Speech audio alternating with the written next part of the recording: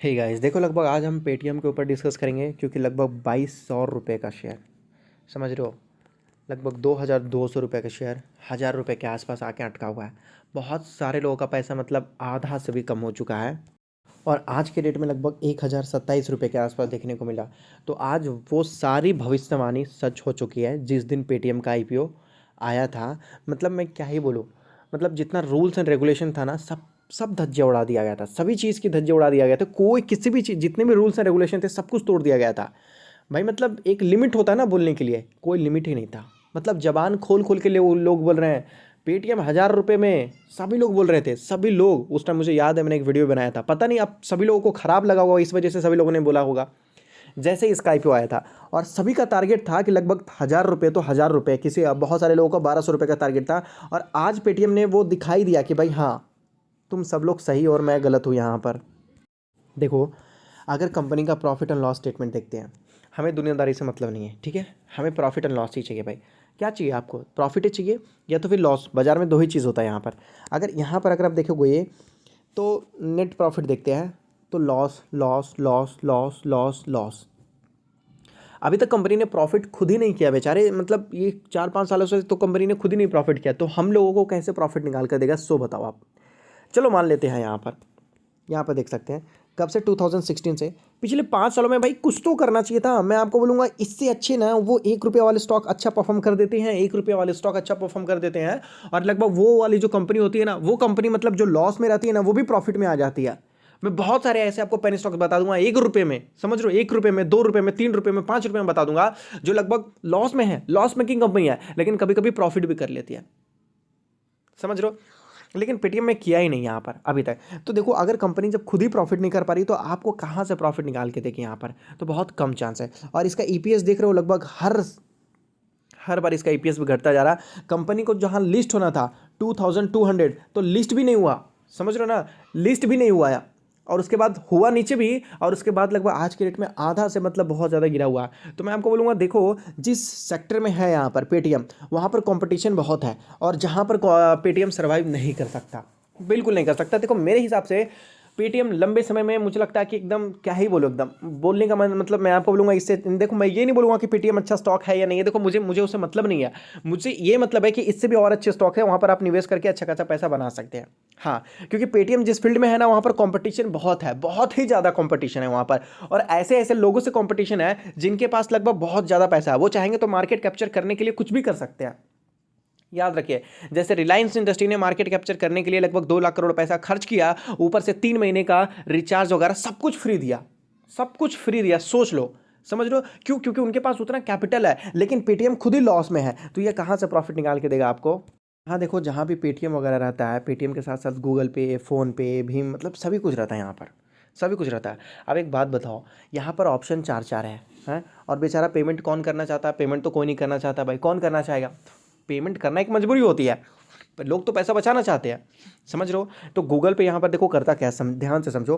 Google पे ने कैसे मार्केट को कैप्चर किया मैं आपको बताऊं। पेटीएम बहुत बड़ा था और बहुत अच्छा, मतलब इससे अच्छा तो कोई था ही नहीं, लेकिन गूगल पे ने देखा भाई अच्छा ऐसे भी हो रहा है काम, तो इसने क्या किया कि अगर आप किसी को पैसे ट्रांसफर कर रहे हो तो लगभग 200 का, 250 का, 500 रुपये का, 1000 रुपये तक इसने जो है कैशबैक दिए हैं। किसने? गूगल पे ने, स्टार्टिंग में केवल मार्केट कैप्चर करने के लिए। अब भाई किसी ने देखा भाई 1000 रुपये कैशबैक मिल गया, उसने और 50 लोगों को बताया, समझ रहे हो ना, 50 लोगों को बता दिया उसने। तो ये होता है मार्केटिंग करने का स्ट्रेटजी। और इस वजह से देखो पेटीएम ने कितना भी मेहनत किया हो, वो सारा मेहनत जो है पानी में मिला दिया है गूगल पे यहाँ पर बगल में। फोन पे तो बगल में है ही भाई यहाँ पर, और सब कुछ है यहाँ पर आपको दिखने में, और 3-4 रास्ते हैं पेमेंट करने के आजकल के डेट में, समझ रहे हो। तो इस वजह से इस फील्ड में कंपटीशन बहुत है। और यहाँ पर मैं आपको बोलूँगा कि गूगल के पास बहुत ही ज़्यादा पैसा, फ़ोन पे भी उससे ज़्यादा मुझे लगता है कि थोड़ा बहुत मजबूत है। अब इसी रास्ते में देखो, यही रास्ते में अमेजोन ने भी बाजी मार ली, अमेजोन ने भी बाजी मार ली। आप देखो भाई, अमेजोन के सामने कोई जीत पाएगा? मुझे नहीं लगता। देखो आजकल के डेट में जीत वही पाएगा जिसके पास मार्केटिंग करने का पैसा है।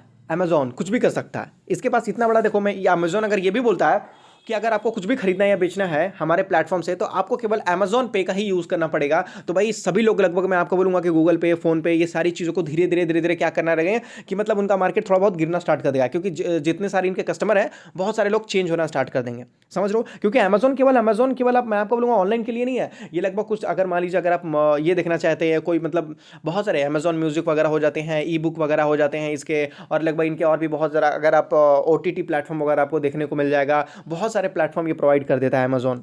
ये जो अमेजॉन है ना, ये कल का खिलाड़ी है, कल सुबह में ही आया था। समझ रहे हो? तो होता क्या है कि इनके पास पैसा होता है और ये इतना बड़ा मार्केट में पैसा डाल देते हैं ना कि सामने वाले कॉम्पिटिटर को खत्म कर देते हैं। समझो, ध्यान से समझाता हूँ। पहले क्या था, पहले एयरटेल मार्केट का राजा था, वोडाफोन आइडिया भी मार्केट का राजा था। वोडाफोन अलग था, आइडिया अलग था, BSNL, MTNL, TTNL, कितने सारे ऐसे थे। लेकिन जैसे जियो आता है ना, मतलब सबसे पहले तो 4 लोगों को यहाँ पर हटा देता है, मार्केट से बाहर करता है कि भाई तुम नहीं सर्वाइव कर पाओगे मेरे सामने। और जो एयरटेल होता है उसको भी सांस लेने में तकलीफ होती है। वोडाफोन आइडिया तो भाई मतलब कभी भी कुछ भी हो सकता है, उसको कोई ठीक ठिकाना नहीं है। इस वजह से वो एक मल्टीबैगर या पेनी स्टॉक्स माना जाता है। बन गया तो बहुत अच्छा, नहीं तो नहीं बन पाएगा, क्योंकि रिलायंस इसको बनने भी नहीं देगा। तो ये होता है, समझ में आया? रिलायंस के पास पैसा था इसलिए पूरी पूरी टेलीकॉम सेक्टर में हिला दिया। समझ लो? तो इसी तरीके से मैं आपको बोलूं कि लगभग जिनके पास कैपिटल नहीं होता, बहुत बड़ा अगर नहीं हो पाता फंड, तो लगभग वो मार्केट में सर्वाइव नहीं कर पाते और वैसे भी अभी लॉस में। तो मुझे लगता है कि जिस सेक्टर में काम कर रहा है वहां पर स्कोप तो है, लेकिन जिस तरीके से कॉम्पिटिशन है वहां पर जितना थोड़ा मुश्किल है। आजकल के डेट में कुछ टारगेट है यहाँ पर, देख सकते हो। पेटीएम शेयर डाउन यहाँ देख सकते हो, बहुत ज़्यादा डाउन हुआ, 51% यहाँ पर देखने को मिल रहा है।